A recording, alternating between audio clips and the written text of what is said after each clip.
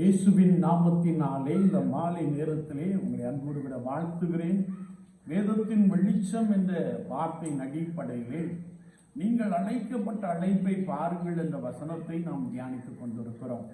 ஆதியாகமத்தின் புஸ்தகம் 45ஆம் அதிகாரத்திலே அங்கே யோசேப்பு தன் சகோதரர்களை மன்னித்து ஏற்றுக்கொண்டு அவளோடு விட ஒப்புரமாகி அவர்களுக்கு ஆறுதலான வார்த்தைகளை சொன்னான் என்று நாம் தியானித்தோம். இன்றைக்கும் அந்த யோசேப்பு தன்னுடைய தகப்பனை சந்திக்கும்படியாய் கோசேன் என்ற நாட்டிலே ஒருவரை ஒருவர் சந்திக்கும்படியாய் ஆயத்தம் பெற்ற ஒரு காட்சியை நாம் பார்க்க முடியும்.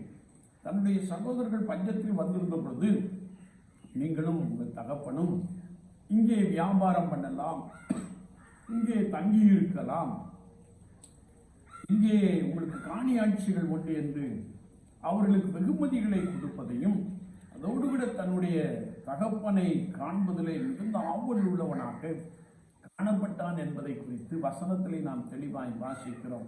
தன்னுடைய தகப்பனை வரவழைத்து கோசேன் என்னும் இடத்திலே அவரை கழுத்தை கட்டி கொண்டு அழுதான் என்று வேதம் சொல்லுகிறது.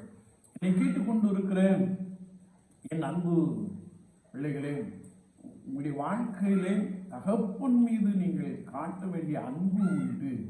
ஒருவேளை உங்களுக்கும் பெற்றோருக்கும் அல்லது தகப்பனுக்கும் உள்ள உறவுலே மிகப்பெரிய நீண்ட நாள் தடைகள், விரிசல்கள் காணப்படலாம். ஆனால் கர்த்தருடைய வார்த்தை சொல்லுகிறது, பிள்ளைகள் பெற்றோரை நேசிக்க வேண்டும், பிள்ளைகள் பெற்றோருக்கு அனுகூலமாய் காணப்பட வேண்டும் என்பதை குறித்து யோசேப்பின் வாழ்க்கை மூலமாக நாம் மிக தெளிவாக அறிந்து கொள்கிறோம். வேதம் சொல்லுகிறது, பெற்றோரை கனப்படுத்துவதற்காக ஆண்டவர் நம்மை அழைக்கிறார். பெற்றோருடைய விருப்பத்தை நிறைவேற்றுவதற்காக ஆண்டவர் நம்மை அழைக்கிறார்.